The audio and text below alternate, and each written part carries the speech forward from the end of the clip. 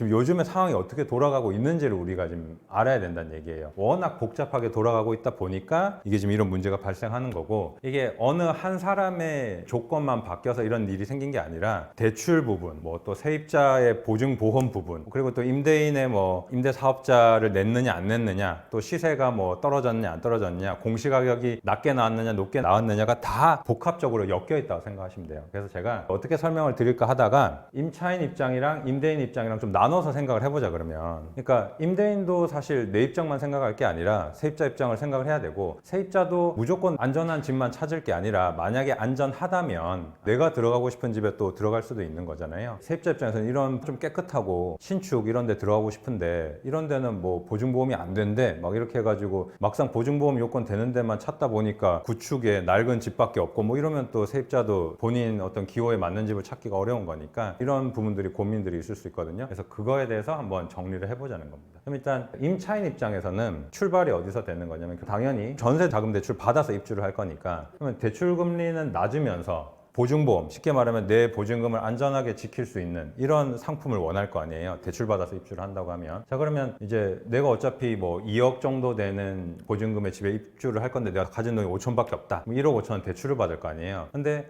대출까지 받아서 들어가서 살았는데 나중에 사고 터지면 안 되는 거니까 보증보험도 돼야 되고, 또 요즘에 전세 대출 같은 경우에는 시중은행 금리가 거의 뭐 4% 중반에서 5%까지 이렇게 나오니까 그러면 또 많이 대출받으면 이자 부담도 세잖아요. 그래서 금리도 낮으면서 보증보험도 되는 게 없을까라는 게 이제 고민을 했을 때 가장 많이 떠올리는 게 뭐냐면 바로 이거, 청년 버팀목. 청년 버팀목이라는 게 뭐냐면 결국에는 주택도시기금이라는 데서 기금 대출을 해주는 거예요.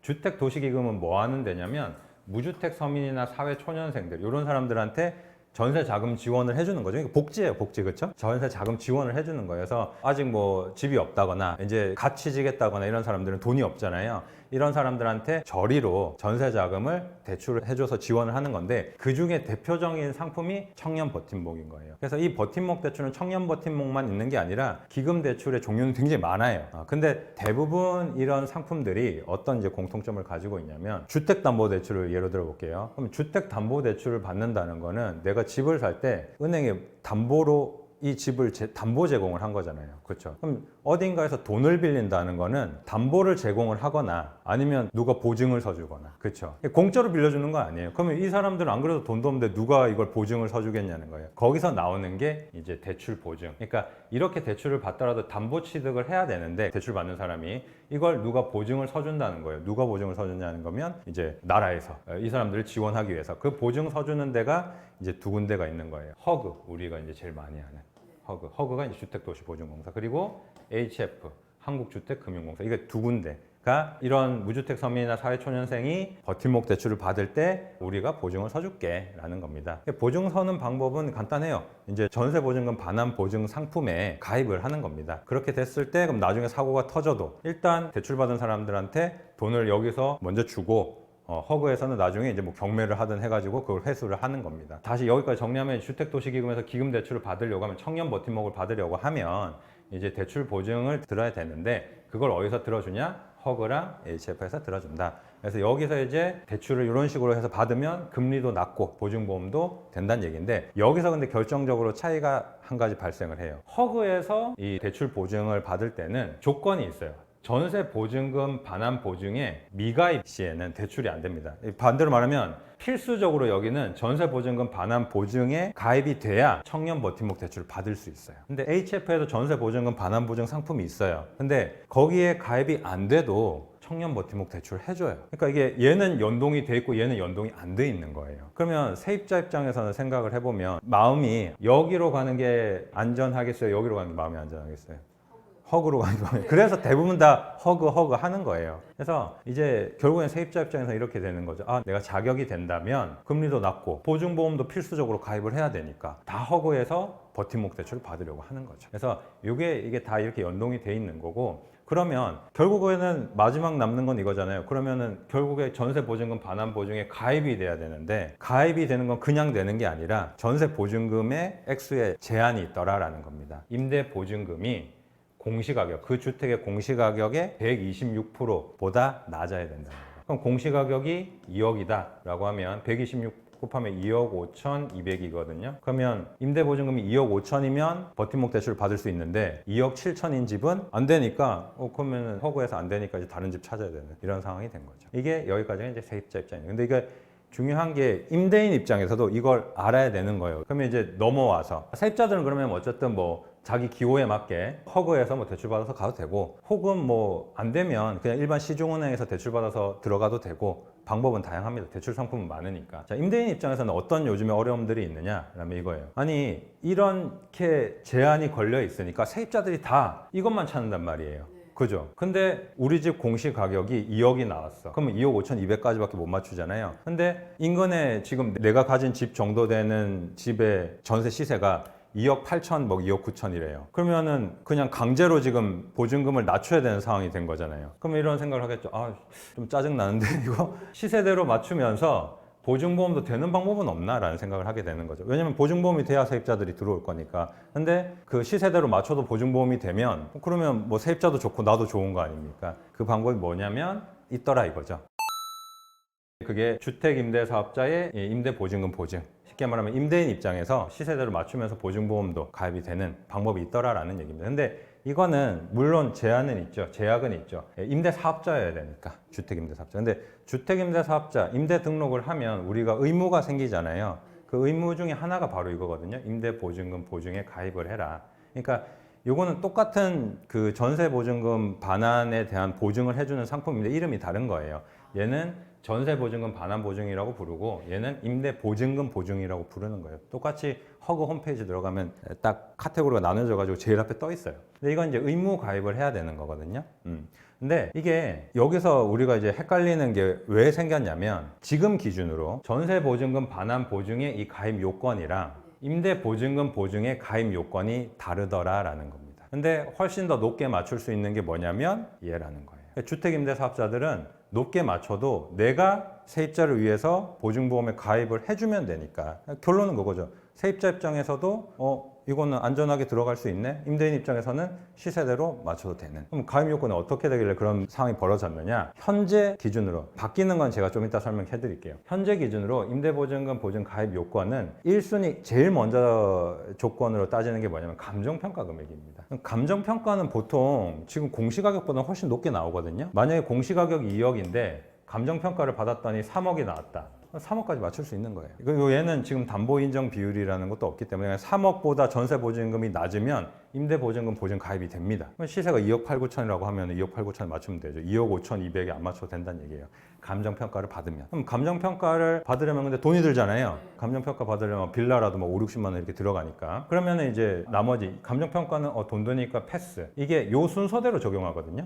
그럼 감정평가 금액은 없어. 라고 하면 이 순위가 뭐냐면 공시가격 곱하기 150. 그래서 여기서 126이냐 150이냐 이거 가지고 지금 막 yar린 거예요. 얘는 실질적으로 감정평가 금액을 받아야 되는 거니까 감정평가 받으면 제일 간단하긴 하죠. 어쨌든 그럼 공시가격의 150%니까 아까 전에 2억이면 2억 5,200이었잖아요. 근데 똑같이 2억이 나왔는데 150%면 3억이잖아요. 그러니까 임대보증금 보증에 가입을 할 때는 보증금이 3억이어도 세입자의 보증금이 안전하게 지켜진다는 얘기죠. 그래서 그 밑에 이제 3번, 4번 있는데 어차피 공시가격 나와 있는 물건은 의미가 없으니까 그래서 공시가격의 150%까지 가입이 되더라. 그것도 없으면 뭐 요거는 이제 일반 빌라를 얘기하는 건 아니고요. 아마 상업용 건물 같은 걸 얘기하는 걸 거고, 그 다음에 그것도 없다 그러면 이제 1년 이내 해당 세대의 매매 가격 이런 걸 얘기하는 건데, 어쨌든 핵심은 아직까지 이 임대보증금 보증은 감정평가 금액이 1순위고 2순위가 공시가격 곱하기 150%더라. 그러면 똑같이 공시가격이 2억이 나온 빌라를 하더라도 결국에는 이렇게 되는 겁니다. 제가 이거를 설명을 드려볼게요. 그러면 이렇게 되는 거죠. 허그나 HF냐를 한번 비교를 해볼게요. 자, 그러면 아까처럼 공시가격이 2억인 빌라가 있어요. 근데 허그를 통해서 청년 버팀목 대출을 받는다. 그럼 보증금 한도가 2억 5,200만이죠. 근데 HF를 통해서 받는다라고 하면 얘기가 달라지는 거예요. 2억 5,200만까지 제한이 없죠. 연동이 안 돼 있으니까 HF를 통해서도 버팀목 대출을 받을 수 있는데 이때는 2억 5,200만이 아니라 2억 8천짜리 전셋집도 대출받아서 들어갈 수가 있네요. 자, 근데 이렇게 갔을 때 세입자는 그럼 걱정하는 건 뭐죠? 보증, 보험은 어떻게 되는 거지? 허그로 가니까 2억 8천에는 보증보험 가입이 안 된다던데 그때 이제 주택임대사업자가 집주인이 주택임대사업자인 거예요. 그래서 주택임대사업자가 이렇게 얘기를 하는 거죠. 내가 안전하게 지켜줄게. 예. 나는 임대보증금 보증을 들거든. 근데 임대보증금 보증은 150%이기 때문에 얘는 126%지만 야는 150%이기 때문에 2억 8천이라도 너의 전세 보증금에 대해서 내가 가입을 해줄 수가 있어 라고 되는 거예요. 그러면 서로 윈윈 되는 거죠. 얘는 아무리 그래도 이 집보다는 더 좋을 거 아니에요. 대출만 된다고 하면 금리도 낮으니까. 그러면 세입자도 좋은 집에서 내가 금리도 낮게 해서 잘 살고 임대인도 보증 들어주고 시세대로 맞추고 해서 서로 윈윈할 수 있는 방법이 있더라라는 게 핵심인 거죠. 그리고 또 거기서 이제 단톡방에서 이제 막 얘기한 게 그럼 또 언제까지 150이냐 이게 바뀌었다던데 어떻게 되는 거냐 이 얘기가 많이 나왔잖아요. 거기에 대해서 추가 설명을 하면 자 150 현재는 제가 이제 아까 전부터 계속 얘기한 게 현재는 150이에요 라고 말씀드렸잖아요. 이게 바뀐다는 얘기예요. 이게 지금 입법 예고가 돼 있는 상태거든요. 자 이게 입법 예고가 돼 있는 상태인데 그러니까 아직까지는 이제 바뀌는 건 아니고 이제 시행을 할 예정이다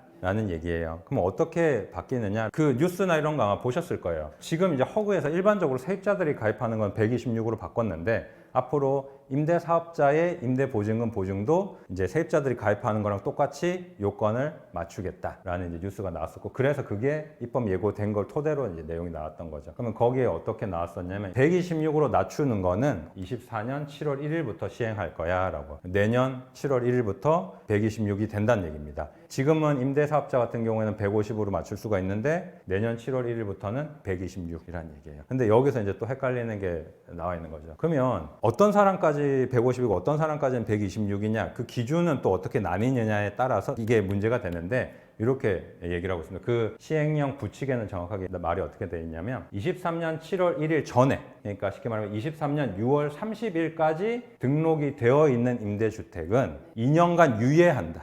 2년 이게 2년이잖아요. 2년간 126%로 적용하는 걸 유예한다는 말은 뭡니까? 원래대로 150으로 해준다는 얘기잖아요. 그러면 23년 6월 30일까지 임대 등록을 하신 분들은 26년 7월 1일까지는 원래대로 150을 적용받는다는 얘기예요. 이게 신규 계약이든 갱신 계약이든 여기서 신규 갱신은 등록이 신규냐를 얘기하는 게 아니라 신규라는 건 세입자가 나가고 새로운 임차인을 맞춘 거. 갱신은 그 임차인이 그대로 사는 거. 그래서 23년 6월 30일까지 등록하신 분들은 2년간 26년까지 7월 1일까지는 150으로 계속 적용이 되니까 공시가격이 낮게 나왔다고 해서 너무 겁먹지 말고 이제 150의 시세대로 맞추면서 이제 세입자를 잘 찾아보는 이런 방법이 가능하더라. 법은 정확하게 이렇게 나와 있는 거죠. 24년 7월 1일 이후 그러니까 7월 1일부터 등록하신 분들은 그냥 126%. 라는 얘기예요. 그래서 만약에 이제 그 임대 등록을 할 계획이 있으시다. 근데 이제 공시가격 때문에 내가 스트레스를 많이 받고 있어서 시세대로 맞추고 싶다. 이런 의도가 있으신 분들은 이 전까지는 등록을 해서 2년간 유예되는 요걸 혜택을 받아야 된다라고 보면 될 것 같고 근데 뭐 솔직히 그래요. 이 시간 동안 뭔 일이 또 있을지 몰라요. 그래서 여기까지 생각하는 건 사실은 되게 좀 너무 멀고 당장 어쨌든 고통받으시는 분들이 있단 말이에요. 임대인 분들 같은 경우에 뭐야 뭐 공시가격 120 나와서 진짜 실제로 반전세로 돌리시는 분들도 많고 이것 때문에 그 단톡방에도 막 장난 아니잖아요. 그래서 너무 힘들어하시고 특히나 이제 빌라 같은 경우에 무슨 빌라 가진 사람들 완전 뭐 무슨 죄인 취급하면서 아니 전세 사기 친놈들을 처벌해야 되는데 이거 그것 때문에 이제 엄한 사람들이 지금 피해를 보고 있는데 어쨌든 뭐 그건 그거고 그렇다고 내가 무조건적으로 피해를 떠안을 수는 없으니까 주택 임대 사업자 분들이라면 이런 거를 잘 활용을 해서 세입자가 혹시 뭐 난 허그만 받을래 이런 게 아니라면 중개사분들한테 얘기해서 야 HF도 그 버팀목 대출 똑같이 되고 보증보험은 내가 가입해 줄 수 있다고 하던데 그거 한번 얘기해봐. 물론 허그를 통해서 하는 거랑 HF를 통해서 하는 게 세입자가 대출 받을 수 있는 한도가 달라질 수는 있어요. 근데 조건만 맞는다고 하면 가능한 얘기니까 저희 뭐 투자하신 분들은 거의 대부분 다 임대 사업자 하시니까 그러니까 이걸 이렇게 통합적으로 설명해 주는 데가 거의 없어요. 요거를 잘 숙지를 하고 있으면 되겠습니다.